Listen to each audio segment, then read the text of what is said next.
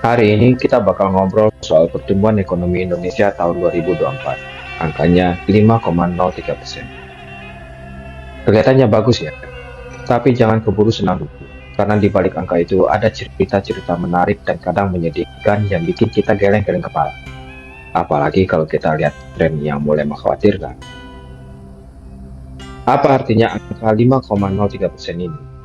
Secara sederhana, ini adalah ukuran seberapa banyak kue ekonomi Indonesia bertambah besar dalam setahun.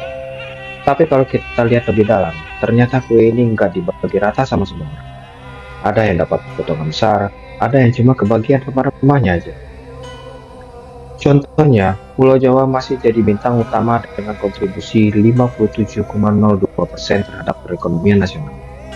Tapi kalau kita lihat Papua dan Maluku, meskipun pertumbuhannya tinggi 7,81%, kontribusinya cuma 2,69%. Ini kayak pemain cadangan yang main bagus banget, tapi jarang dikasih kesempatan tampil di lapangan utama.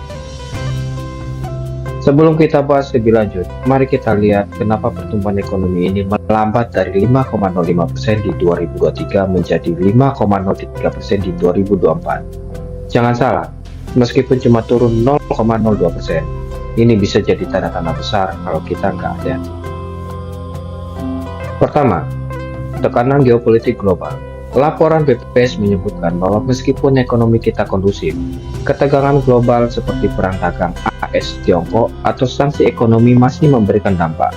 Ini kayak kita lagi main bola, tapi wasitnya suka kasih kartu kuning sembarangan. Gimana mau fokus main kalau terus-terusan diganggu? Kedua, kenaikan suku bunga global oleh Federal Reserve AS juga bikin investor asing kabur dari pasar negara berkembang seperti Indonesia. Mereka lebih memilih aset-aset safe haven seperti obligasi AS. Akibatnya, IHSG turun dan rupiah melemah. Ketiga, penurunan harga komoditas global seperti batu bara, minyak sawit, dan mineral juga berdampak besar. Indonesia masih sangat bergantung pada ekspor komoditas ini. Kalau harganya turun, pendapatan ekspor kita juga ikut turun. Ini mirip kayak jualan gorengan di pinggir jalan, tapi harga minyak goreng naik. Otomatis untungnya berkurang. Akibatnya, IHSG dan rupiah ikut tertekan. Technical analysis IHSG di time frame bulanan sedang mencari puncak tren.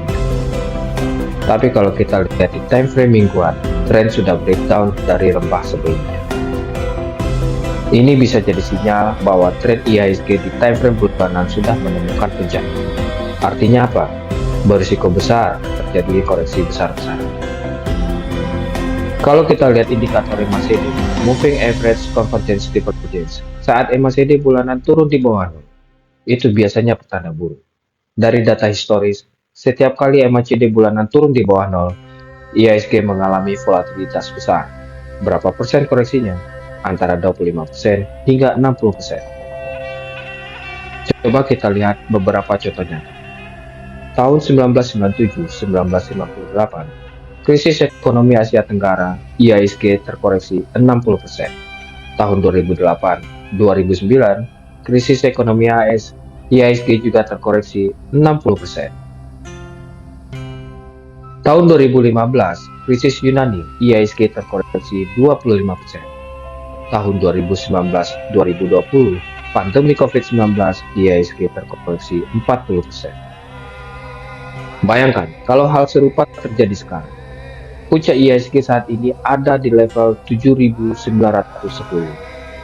Jika terjadi koreksi 25%, IHSG bisa turun ke level 5.932. Kalau koreksinya sampai 60%, IHSG bisa jatuh ke level 3.164.